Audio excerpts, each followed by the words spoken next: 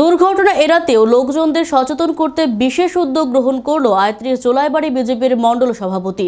রাজ্যে প্রতিনিয়ত কোথাও না কোথাও দুর্ঘটনা ঘটে যাচ্ছে। এই দুর্ঘটনায় অনেকে প্রাণ হারাচ্ছে আর অনেকে আহত অবস্থায় পড়ে রয়েছে। ট্রাফিক বিধিনিষেধ না মেনে যানবাহন চালানোর জন্য এই ধরনের দুর্ঘটনা ঘটে যাচ্ছে। দুর্ঘটনায় যাতে করে লোকজন প্রাণ না হারায় তারই লক্ষ্যে লোকজনদের সচেতন করতে বিশেষ উদ্যোগ গ্রহণ করল ৩৮ জোলাইবাড়ি বিজেপির মণ্ডল সভাপতি সুজিত দত্ত।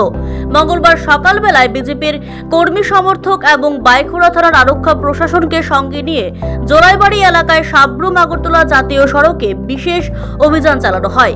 এই অভিযানে যে সকল বাইক চালক ট্রাফিক বিধিনিষেধ মান্যতা দিয়ে ডাবল হেলমেট পরিধান করে বাইক চালাচ্ছে তাদের হাতে গোলাপ ফুল তুলে দেওয়া হয়। অপরদিকে যে সকল বাইক চালক হেলমেট ছাড়া বাইক চালাচ্ছে তাদেরকে সচেতন করে মণ্ডলের পক্ষ থেকে হেলমেট প্রদান করা হয়।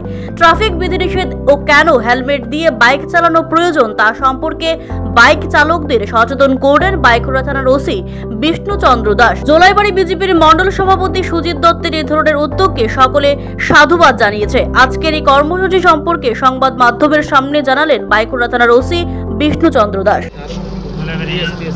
৩৮ জোলাইবাড়ি মণ্ডলের উদ্যোগ এবং বাইখোড়া থানার উদ্যোগে বাইখোড়া থানার জোলাইবাড়ি সুসংঘ এলাকায় জাতীয় সড়কে আমরা একটা সচেতনতামূলক কর্মসূচির আয়োজন করেছি।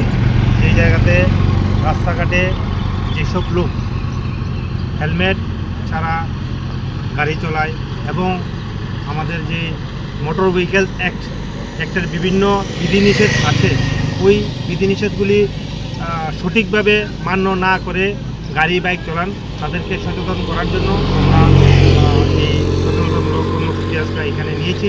তাতে আমরা রাস্তাতে যারা বাইক নিয়ে এসছেন, যারা শুধু বাইক চালক হেলমেট ছাড়া এসছেন এবং কোনো চালক এবং সহচালক যারা পিছিয়ে বসে আসছেন রাইডার এবং কো রাইডার দুজনেই হেলমেট ছাড়া এসছেন ওদেরকে আমরা সচেতন করার জন্য আমরা জোলাইবাড়ি ৩৮ জোলাইবাড়ি মণ্ডল প্রেসিডেন্টের উদ্যোগে এবং অন্যান্য ৩৮ জোলাইবাড়ি মণ্ডলে যারা নেতৃবৃন্দ আছেন যুব মোর্চার ভাইয়েরা সবাই এখানে অনেক মোটরসাইকেল চালককে আমরা সচেতন করতে পেরেছি।